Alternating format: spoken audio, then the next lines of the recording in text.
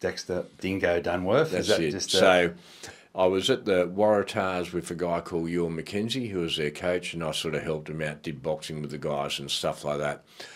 And in the States, they said, you got to come back with a name that's something Australian, right? So I was talking to Ewan, and he just said, oh, well, why not Dexter Dingo Dunworth? You know, it all rhymes, it's all D's, and it's Australian. So I went back, and they said, yeah, awesome. So, you know, the old Men at Work song, Walk Out, Dexter Dingo Dunworth, and yeah.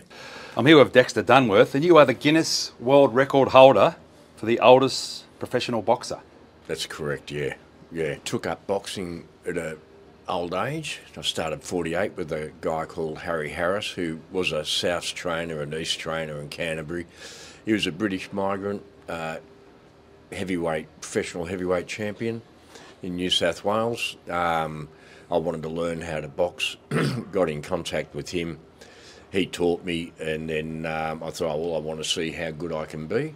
And then Harry had commitments back with the Roosters, so I got into another guy at Daceyville. Anyway, cut a long story short, couldn't do it here because of my age. I think the cut-off back then was 36 in New South Wales. I was in my late 40s, going into early 50s, so I had to go to America and do it.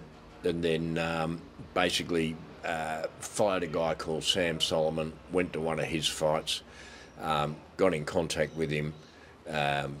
Great guy, very warm, friendly, and he introduced me to his American promoter, who's a guy called Craig Goosen, who's right up there, had guys like Tyson and all that in their heyday and that sort of thing.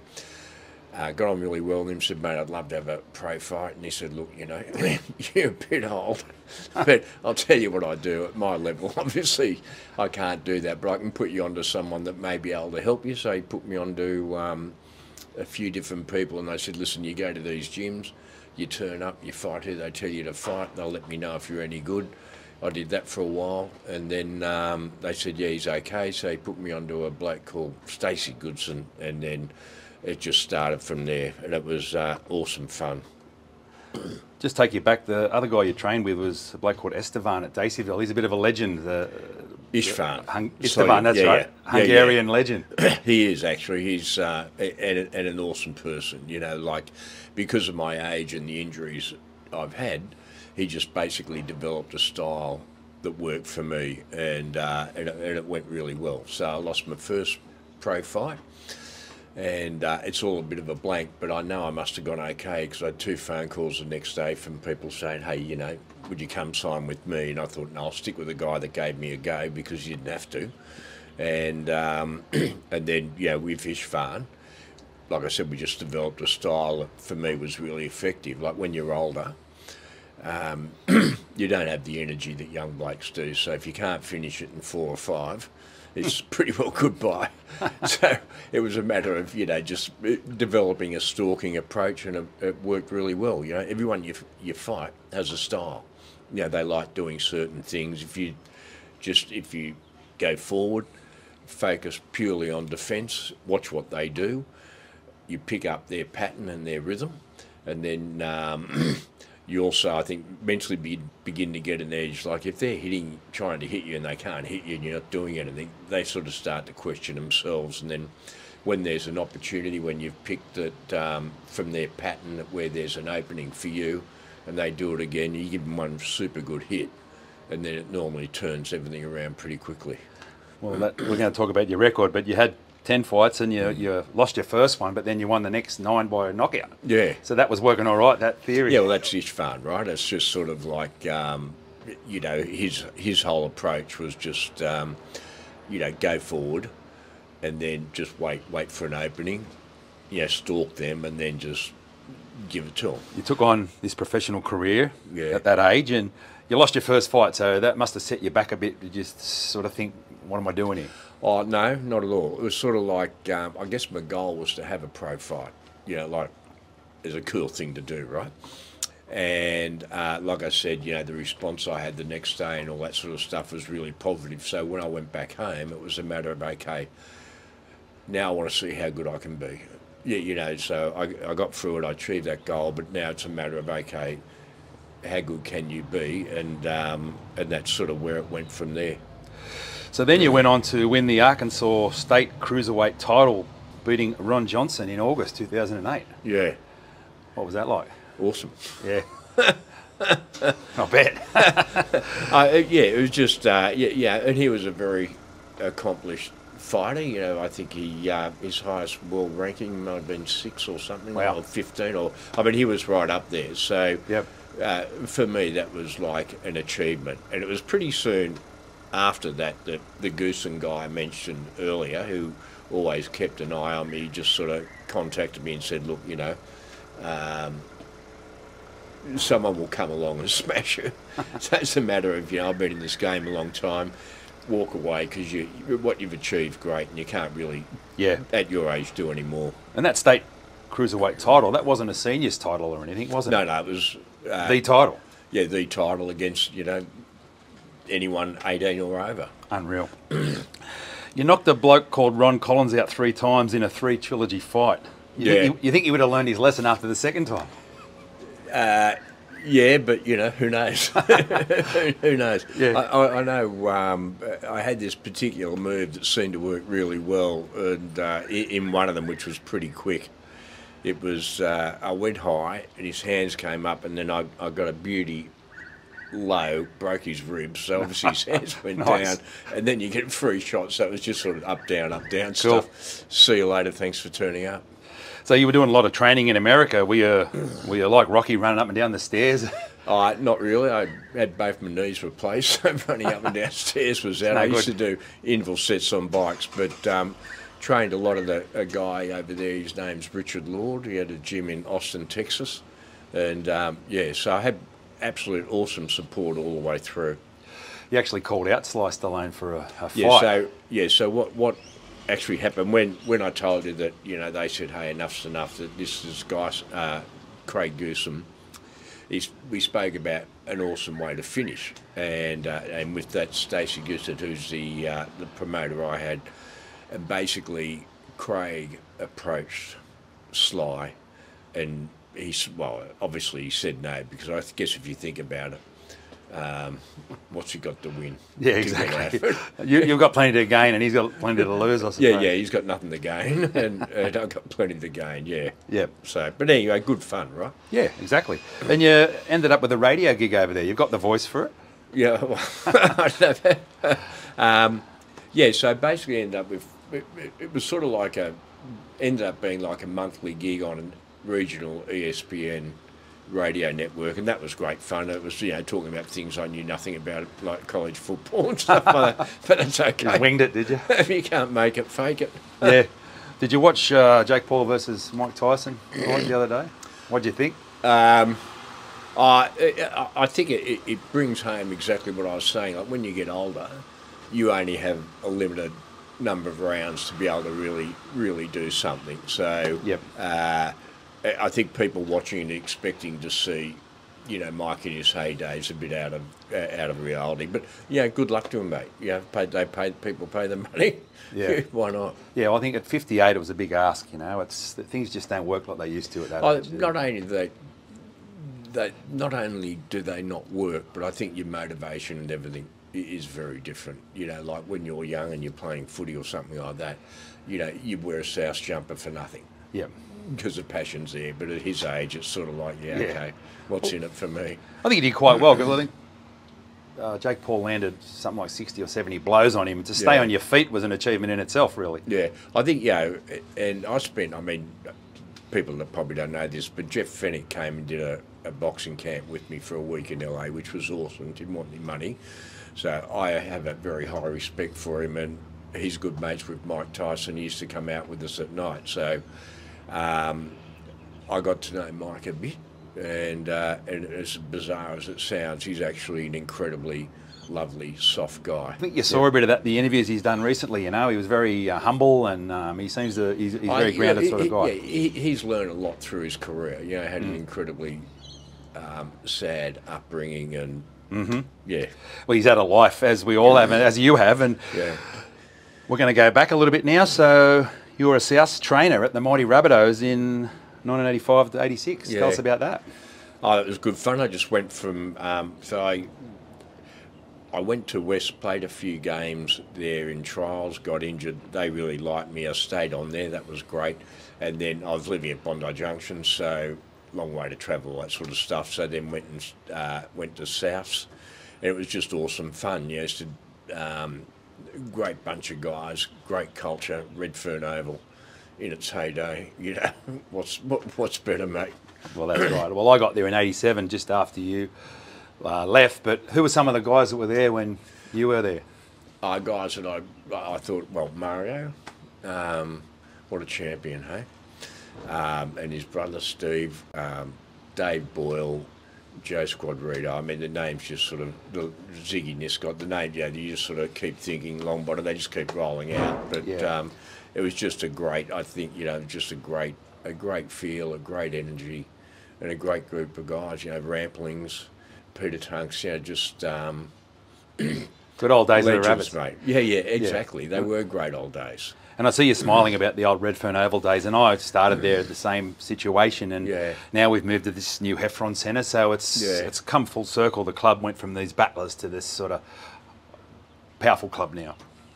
Yeah, I suppose, but it's like anything. If you want to survive, whether it's in business or sport, you have to evolve. It's as simple as that. If you don't evolve as everybody else does, you'll just get left behind. And I think that Heffron Centre, we do the South Man Walk every week, the past players thing, and it's an awesome centre. It's great for the community because it's partial community over the basketball court and all that stuff, and I think it's great for the players and everyone. Well done. I think so, and just having everyone all together, the office people, the trainers, the coaches and the players, the gym, the pools, and then the playing field. It's obviously great. It's a good setup, and I do like the cafe there. They did great coffee at the Borough Cafe. Yeah, and what's awesome about it that I think is special is that like we finish our walk at 7, the players sort of come in. They're happy to mix and mingle with whoever's there, and that's it shows a really good spirit. So it is good for the fans. You've just said it then. You can go in, have a coffee, get a toasty, you can go to the merchandise shop, browse some stuff, but then, the players will come out and get their own coffee and they're happy to chat and get photos. Yeah, absolutely. Yeah. They build a community, which is important. Yep. So we'll take you right back. You are Joey's school, what do I say, alumni. You went to boarding school there and you do love the place and you still give back there today. Yeah. So my dad died when I was 5. I sort of got sent there, and in the school was just awesome for me. It gave me a male role model that I couldn't have had, as a result, I just sort of, up until last year, every year was would do volunteer stuff with coaching and stuff like that, and sort of a bit off the the record things occasionally, mentoring with some of the Indigenous kids, and the whole experience is awesome. It's a rugby school though, isn't it, mainly, or? I think it's an overall school, but it does exceptionally well at rugby. Like it builds things that, spirit, commitment, and passion, and they're really important foundations for whatever it is you do, whether it's your work or your friends or whatever. And for me, it was just a really special place. Well, I have heard you say some stuff about it, that it set you up for life, and you did become a successful businessman, and we're going to talk about that in a minute, but it set you up perfectly for what you eventually became as an adult. Oh yeah, absolutely. I wouldn't be, I don't think I would be what I am, whether that's good or bad, but I don't think I'd be what I am if I didn't have that experience there, And there was a young South kid that went to the school that you worked with? Sorry? Kynan? Yeah, Kynan Hart. He's sort of, I think he's going into his last year next year, and what a champion human he is. And, Well, he scored a try, I think it was in the Harold Mats, and went viral on Bunnies TV. So, it's interesting to hear you say that. Yeah. And, he's just an example of what, opportunities Joey's can give some of these kids that are less privileged than others, and I think it's awesome, mate. You once said you've got a fire for life that can never go out. It's just how bright it burns. Yeah, that's right. Yeah. And that's true, you know. It's sort of, I think, all the things we do, you have to have that attitude of wanting to do it well, you know. Do nothing to come second, you know, that sort of thing. And you also said never doubt your own ability. Yeah. And Back you yourself. and you don't know what it is. You don't know what your levels are.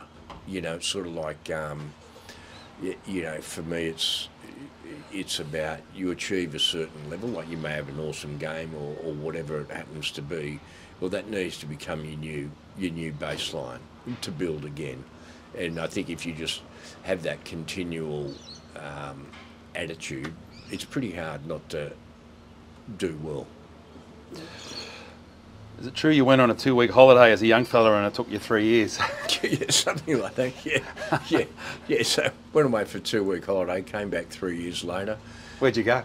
So went to Hong Kong and Japan, and I really enjoyed Hong Kong. And after about 4,000 beers, talking to some British guys in a bar, I said, "This is awesome. How do you stay here?" And they said, "I'll just join the police force, mate, because it was part of the Commonwealth." Did that for a while. That was good fun. Then went to Japan and sort of worked not quite legally there, yeah, teaching English and all that sort of thing. And it was just an awesome experience. So then you're back, and you said that you and your brother just wanted to be successful. Yeah. And your life has been a journey of discovery and fulfillment. You said every disaster is an opportunity. Find the positive out of the negative. Yeah, and I think, you know, like both of us wanted to be successful. You know, both of us wanted to have, I guess, you know, didn't want to be poor or that sort of stuff. You know, had seen things that we didn't want for ourselves, and you know, you create opportunities. I think a myth is when people say, "Oh, he was lucky," or "She was lucky," or whatever. I think it's the choices you make when opportunities present themselves. You know, you either go for it or you don't, or whatever. Yeah. So you started off delivering grog to pubs and bottle shops, and then flour to bakeries. So you did start at a entry level, just a worker. Yeah. And then exactly.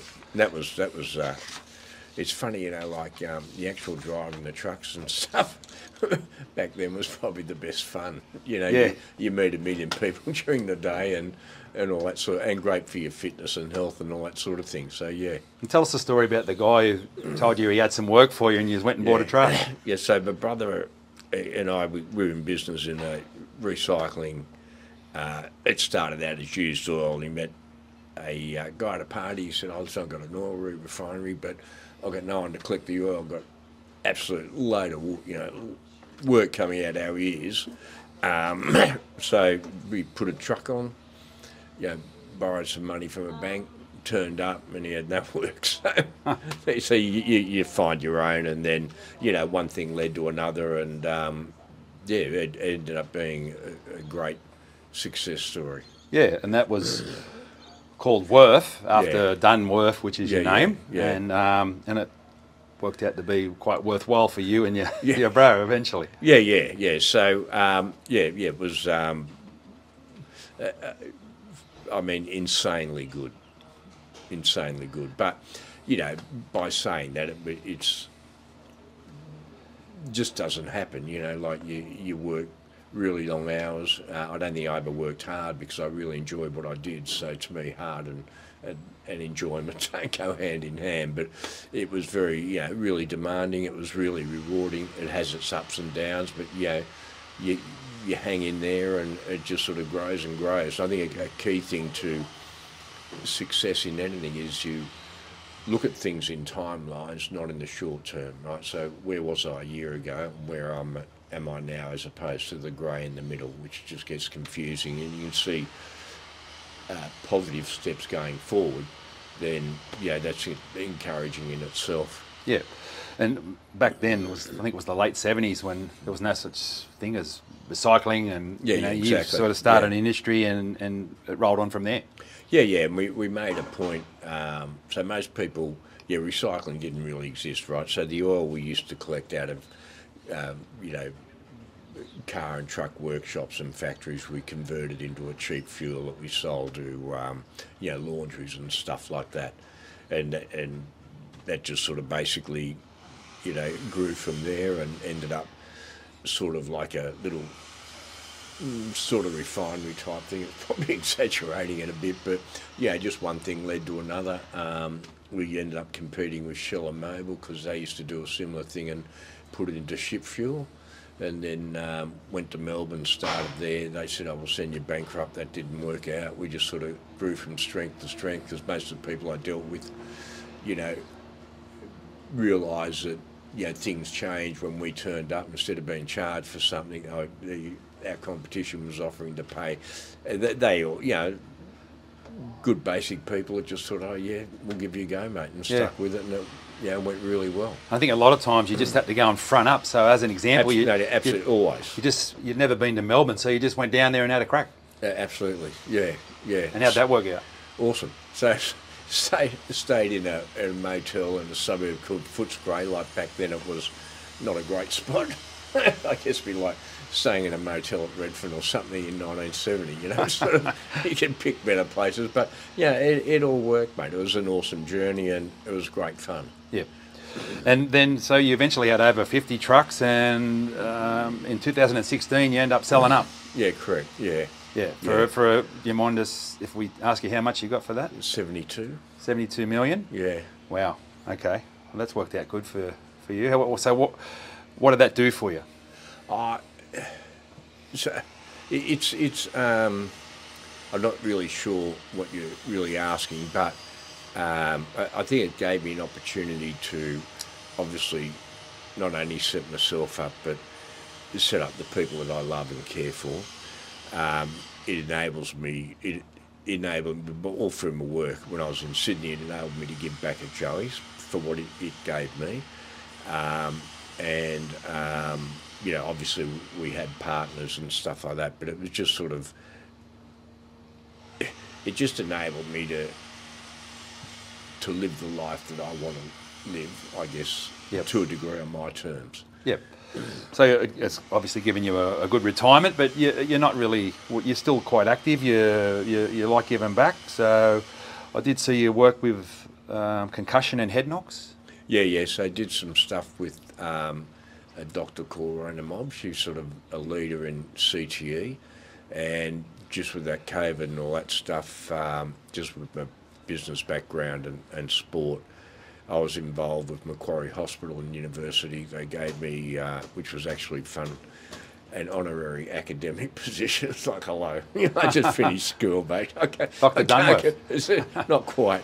I thought it would have been cool to get the robe, but they said no, so yeah, okay. But and that was fun. I mean, you give opinions on things, and they accept it or not, and that's okay. Yep. And you've helped out at the soup kitchen up the cross. Yeah. Helped with the soup kitchen at St Canis, and that was